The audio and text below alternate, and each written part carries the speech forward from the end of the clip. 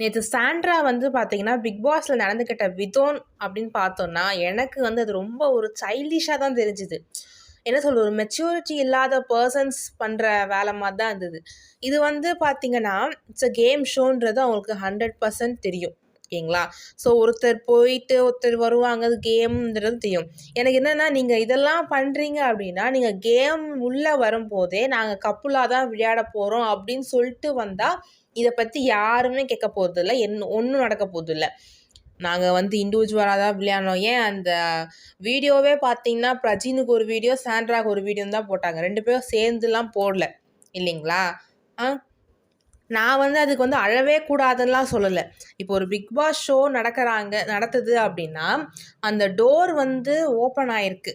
யார் போகணும்? பிரஜின் தான் ஹெல்மெட் ஆகிருக்கார், பிரஜின் தான் போகணும்.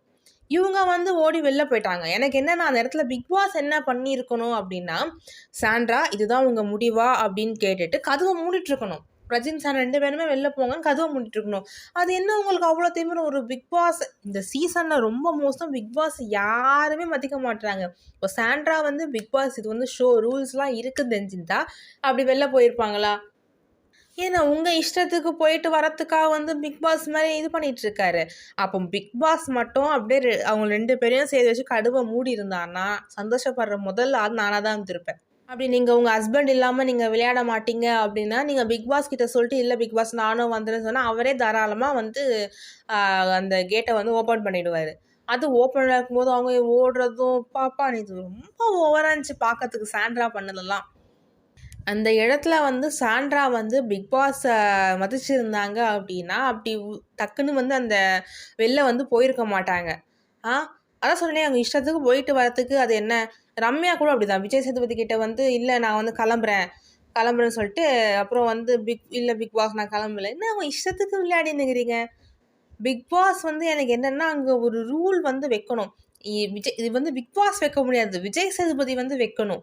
இந்த மாதிரி யாரெல்லாம் வந்து பிக் பாஸை மதிக்கலை, சும்மா ஒன்று சொல்லிட்டு அப்புறம் வேற ஒன்று பண்ணுற ஆளுங்களுக்கெல்லாம் ஒரு பனிஷ்மெண்ட் மாதிரி கொடுக்கணுன்றேன் நான்.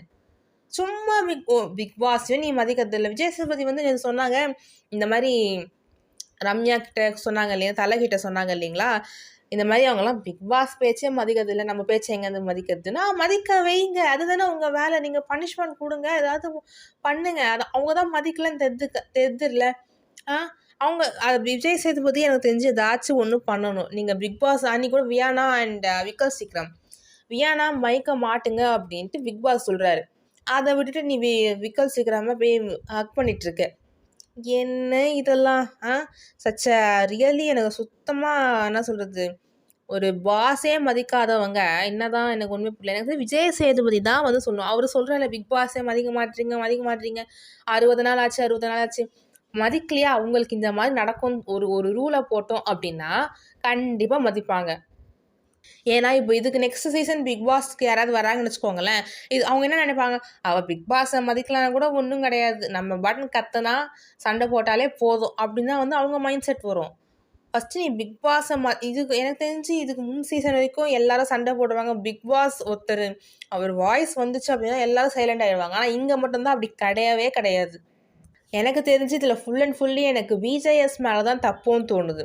பிக் பாஸை மதிக்க மாட்டுறாங்க, 60 நாள் ஆச்சு இன்னும் நீங்கள் திருந்தல நான் ஒரு சாட்டர்டே சண்டே சொல்லிக்கிட்டு தான் இருக்காரு தவிர மேலே ஒரு ஸ்டெப்பு இப்படி பண்ணால் இப்படி ஆகும், ஏதாவது ஒரு ஸ்டெப் எடுக்கணும் தான் எனக்கு வந்து தோணுது. இன்னும் 40 நாள் தான் இருக்குது. இந்த 60 நாளை நம்ம திருப்பி பார்த்தோம் அப்படின்னா ஃபுல் அண்ட் ஃபுல் சண்டை. பிக் பாஸை யாரும் மதிக்கல, வீட்டு தலையை யாரும் மதிக்கல, சண்டை இது மட்டும்தான் வந்து நடந்தது. ஓகே, இது மட்டும்தான் நடக்குதுன்னு தெரியுது இல்லை. ஆஸ் அ ஹோஸ்ட்டாக நீங்கள் ஏதாச்சும் ஒன்று பண்ணணும். பிக் பாஸே மதிக்கல நீங்கள் சொல்கிறீங்க, உங்களை மதிக்கிறாங்கல்ல. ஏதோ மூஞ்ச கொடுத்தாவது பேசுகிறாங்க. ஆனால் அதுவும் ரொம்ப ஓவருங்க. விஜய் சேதுபதி ஏதோ சொன்னால் கூட எல்லாம் அப்படியே இந்த ரம்யாலாம் ஃபேஸ் எக்ஸ்பிரஷன் கொடுப்பாங்க பாருங்க, அப்படியே அமைதியாக எரிச்சலாக இருக்கும் பார்க்கறதுக்கே. விஜய் சேதுபதியாக கொஸ்டின் கேட்டால் வந்து அப்படியே மூஞ்ச தொங்க போட்டுக்கிறது. ஐயோ சுத்தமாக இந்த சீசனே வந்து ஒரு என்ன சொல்கிறது, ஒரு பரபரப்பே இல்லை. அப்படியே போகுது, அவ்வளோதான். ஓகே கைஸ், உங்கள் கருத்துக்களை கமெண்ட் செக்ஷனில் ஷேர் பண்ணுங்கள்.